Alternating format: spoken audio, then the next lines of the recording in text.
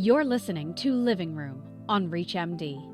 On this episode, we'll discuss the complexity of pain management in psoriatic arthritis and axial spondyloarthritis with Dr. Philip Mease. He's a clinical professor at the University of Washington School of Medicine and the Director of Rheumatology Research at Swedish Medical Center in Seattle.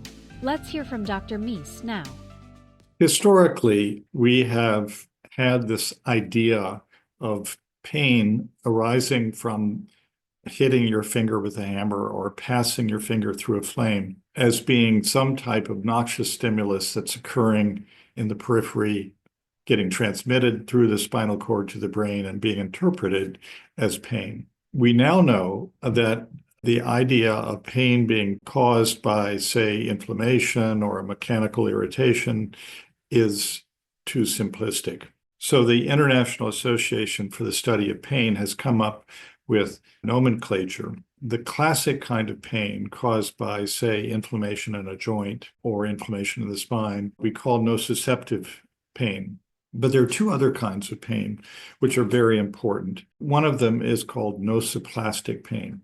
This is where there's nothing that we can sort of see in the periphery that is causing pain, but nonetheless, there is an experience of pain in the central nervous system. And when we have a chronic autoimmune condition like psoriatic arthritis, axial spondyloarthritis, or rheumatoid arthritis, or osteoarthritis, there are a certain percentage of individuals who will have ramped up nociplastic pain going on, which will amplify the experience of pain. A problem that can arise is that if we find that a patient has a lot of pain going on and we feel that they are not being successfully treated with one of their advanced immunomodulatory medicines, then we may think, oh, we need to change medicines, when in fact, it may be mainly nociplastic pain that the patient is experiencing, and we need to think about other approaches to treatment.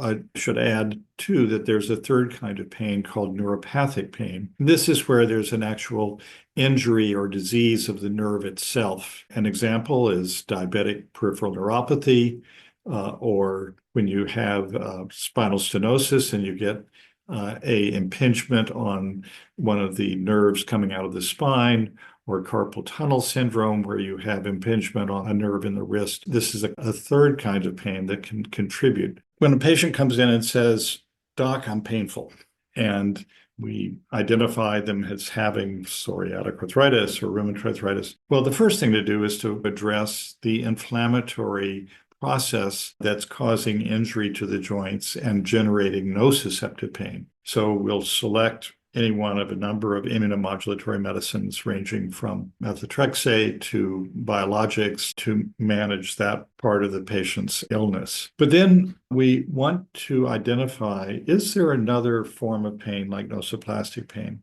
If a patient comes back in and their inflammatory markers in the blood are normal, their examination shows resolution of swelling of joints. If an MRI scan of the spine shows no light up, then we think, oh, we may have vanquished or helped improve inflammation here, but the patient still is painful.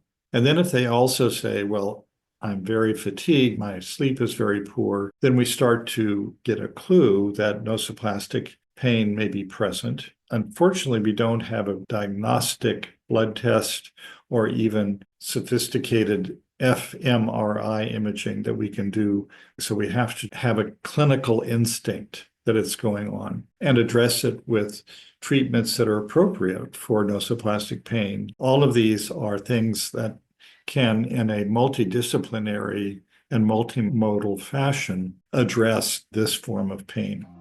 That was Dr. Philip Mease talking about pain management in psoriatic arthritis and axial spondyloarthritis. To access this and other episodes in our series, visit reachmd.com/livingroom, where you can be part of the knowledge. Thanks for listening.